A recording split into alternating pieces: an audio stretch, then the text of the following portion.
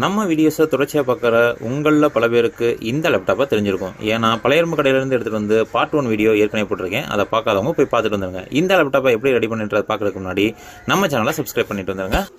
வாங்க வீடியோக்குள்ளே போகலாம். இந்த லேப்டாப் நம்ம கைக்கு வரும்போது இதில் ரேம் சிப்பே கிடையாது. அதுவும் இல்லாமல் இதில் ஹார்ட் டிஸ்க்லையுமே பிரச்சனை இருந்துச்சு. அதனால் புதுசாக ரேம் சிப் வாங்க வேண்டிய கட்டாயம் வந்துச்சு. ஸோ 2 ரேம் சிப் புதுசு வாங்கியிருக்கேன். அது போக என்னுடைய லேப்டாப்லேருந்து பழைய லேப்டாப்லேருந்து ஒரு ஹார்ட் டிஸ்க் எடுத்து இதில் போட்டுட்டு சிஎம்எஸ் பேட்டரி வந்து மாற்றிட்டு இதோடைய ப்ராசஸருக்கு ஹீட் சங்குக்கு தெர்மல் பேஸ்ட் வச்சு இதை வந்து ப்ராப்பராக வந்து சரி பண்ணிவிட்டு இதை ஆன் ஆகிடுச்சுங்க.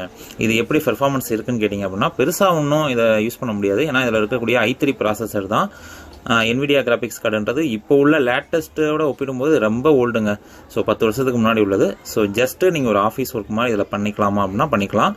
இருந்தாலும் ஒரு அப்பப்போ ஒரு சின்ன கேம் விளையாண்டுக்கலாம். அதுக்காக ஒரு கேமும் ஏற்றி உங்களுக்கு வந்து ப்ளே பண்ணி காமிக்கிறேன் பாருங்கள்.